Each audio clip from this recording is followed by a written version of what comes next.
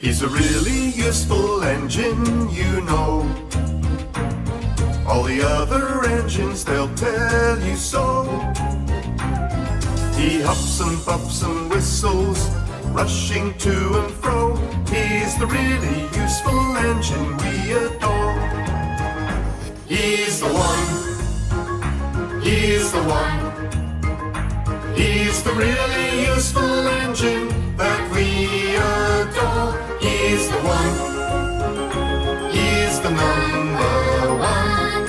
Thomas the Tank Engine. He's a really useful engine, you know. Sir Topham Hatt, he told him so. Now he's got a branch line to call his very own. He's the really useful engine we adore. He's the one. He's the one. He's the really useful engine that we adore. He's the one.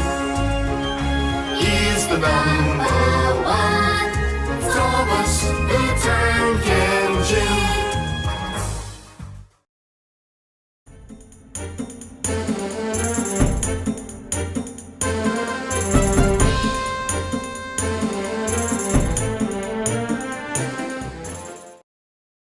Hurry up, I'm a busy engine, huffed Henry.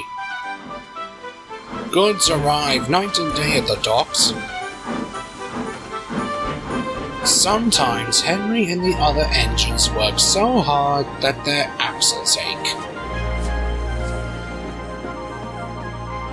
Sir Topham Hatt brought in a new engine to help with the heavy workload. He was long and had 10 drive wheels. He was very strong. This is Murdoch. He's gonna be pulling trains along the main line. Ahoy, matey! Shouted Salty. Welcome, Murdoch, Called Harvey. You're the biggest engine I've ever seen. Said Thomas.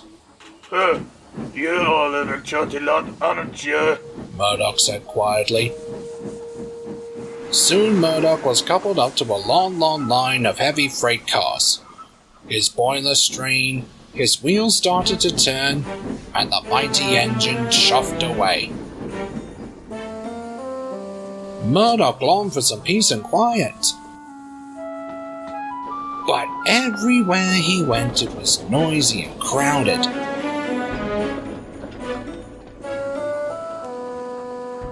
At the end of the day, Murdoch was looking forward to a good night's rest. But Salty and Harvey were full of questions. what's the longest train you'd ever pull? Have you ever worked Marseille? Have you ever crashed? Please, I want some peace and quiet, and I don't want to share shit with chatterboxes. No need to be rude. Huffed Harvey. Hey, we're only being friendly, matey. The next day, Murdoch collected another long, heavy train. This time he jumped into the beautiful countryside. This is the life. It was splendid. At last he had some peace and quiet. What a beautiful countryside. Whoa, whoa, whoa, brake driver, brake! Suddenly his driver applied the brakes. There were sheep on the tracks, The sheep escaped from that field said the driver. through that broken fence. They tried to chase the sheep back. First this way, and then that way. They tried everything, but nothing worked, We'll never move these sheep by ourselves. complained the fireman. I'll go and phone for help. Sighed the driver. Murdoch was very unhappy. The noisy sheep was spoiling his peace and quiet. Sir Topham Hatt was enjoying afternoon tea when he got the call. Sheep? He exclaimed loudly. I'll send Toby with the farmer straight away. The sheep were becoming noisier and noisier, Please stop. groaned Murdoch. I'd rather be back with the chatterbox engines. Just then, Toby chuffed into view.